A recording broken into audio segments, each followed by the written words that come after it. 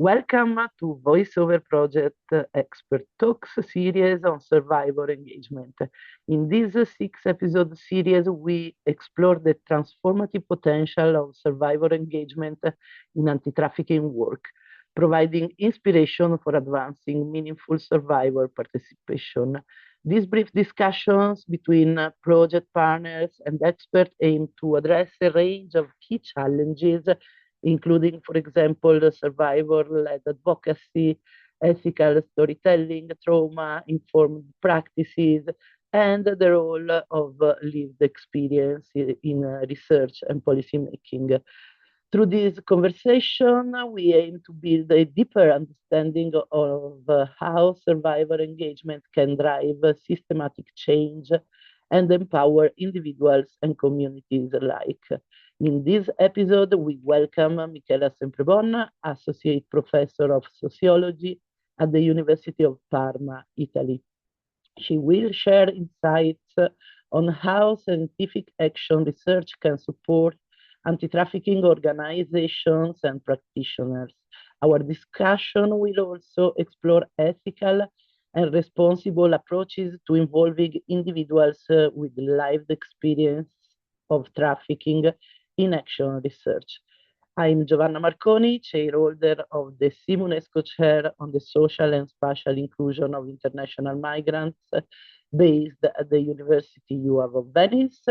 And with me is Carlotta Giordani, a researcher involved in VoiceOver Project, who will be leading the conversation with our expert guest, Michela Semprevon. Carlotta, the floor is yours. Good morning, everyone. So let's start with the first question. So what is the role of university in involving victims of human trafficking in research project? Thank you very much for inviting me and welcome. Good morning, everyone. Thank you for this question that to me is very important because as a sociologist, I strongly believe that it is important to adopt a public sociology stance, both in research and in teaching.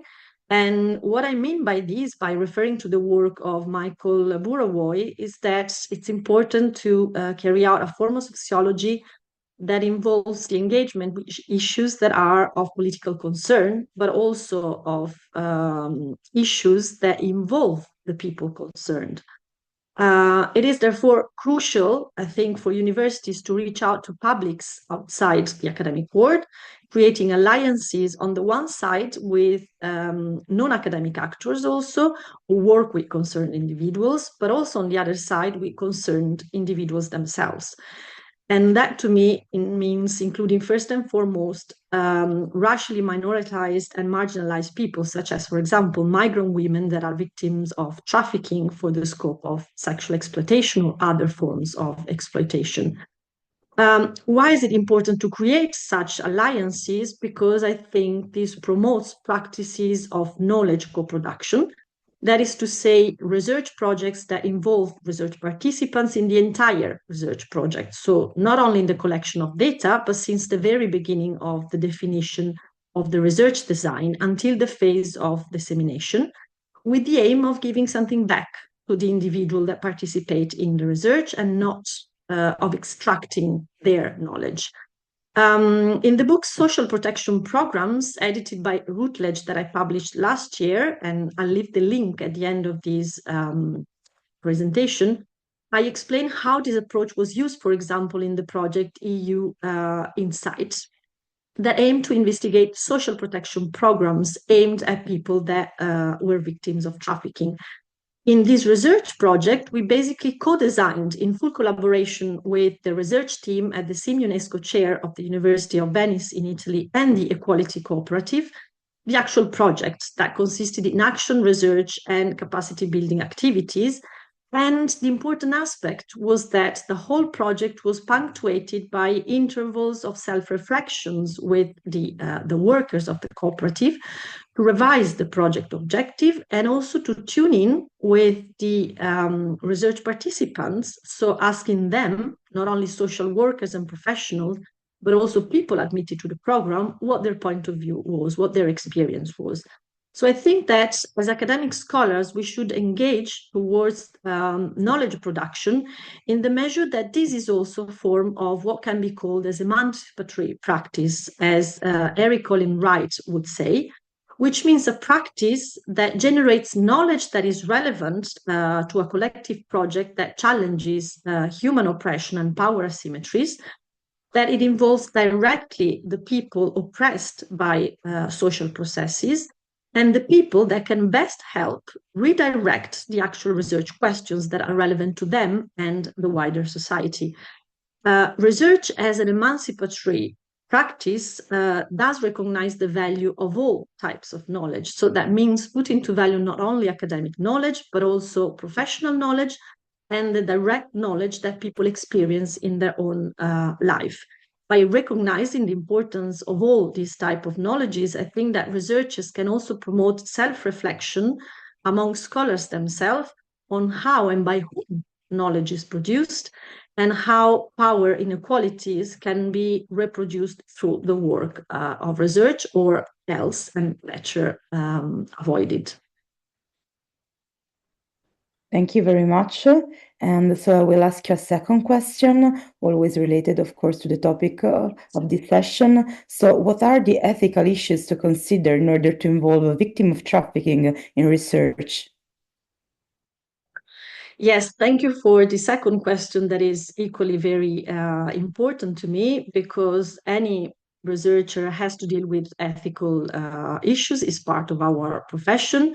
And this is particularly important when we carry out research with people that are in vulnerable conditions. So what we're asked to do by the ethical boards in universities is, first of all, to ensure that we carry out research that does not provoke any danger for nor any risk of harm to the people that we involve. But there are several other ethical issues that are crucial in our work, and I will point out a few of them.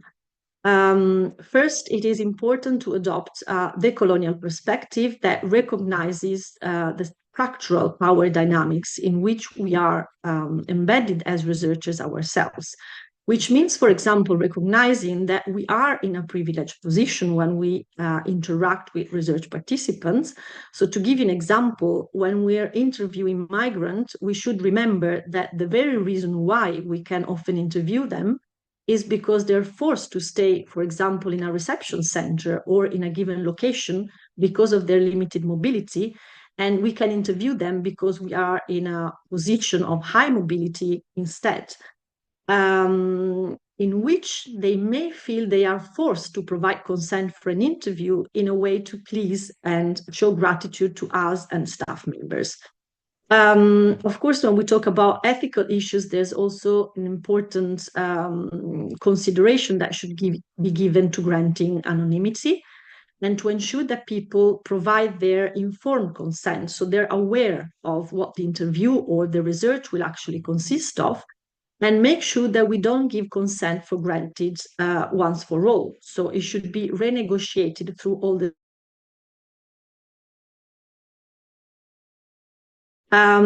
also, I strongly believe that when we carry out research, we should be open to people, listen to them in a compassionate way, have full awareness that we have probably more power in directing questions, in conducting the conversation, and we should be wary that there's always a risk of voyeurism, the temptation to focus on aspects that are more sensational of people's biography, rather relevant to point out structural elements of inequalities. And where possible, we should also give something back in terms, for example, of offering support where people are asking for information like orientation to services or any question regarding their legal status if we're aware of relevant services in that sense. Another aspect concerns, for example, the final phase of the research, that of writing and dissemination, during which we should really be careful in terms of using words, terms, expressions that are not stigmatizing, that are not excluding, such as, for example, the term victim. We know that the term victim is used in political and normative terms with a sense referring to international normatives, But when we're using these terms in research, the risk is that of re-victimizing people, and especially not considering people as people in the first sense, not really putting to value their experience. And also it's important to involve them in the phase of writing, because often the risk is that we talk about other people, but not with them, which means finding ways that are also nonverbal to express their experience, for example, images or creative research techniques that allow to bring about also other forms of artistic expressions. And that is particularly important, again, with people that are in vulnerable conditions, such as people that are victims of trafficking, because for the very reason that they are in vulnerable conditions, the risk is that they're taken away their voice, they're not given voice, and they're left silenced. Last but not least, I think that in the perspective of what are called critical university studies, it's important to recall how the co-production of knowledge is central in research, because that can challenge the neoliberal transformations affecting the academic world, such as the increase in cuts in research funding, but also increasing competition, and also the implications of these transformations, which means, first of all, the relentless pressure that we're experiencing as academics in publishing, rather than taking time to produce and co-produce research, making sure that the production of knowledge is respectful and representative of the people. Thank you, Michela, for these really powerful insights about the work of academics in this complicated but interesting field. And thank you to all those who joined us for this episode of VoiceOver Expert Talks on Survivor Engagement. We hope this discussion offered valuable insights and practical approaches to support survivor engagement in your work and in your community.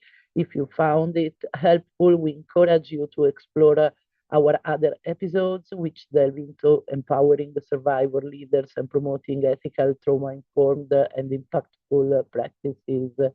I remember you that VoiceOver project is funded by the European Union Asylum, Migration and Integration Fund, which support has made it possible for us to amplify the voices of individuals with lived experience and foster meaningful dialogue on these critical topics.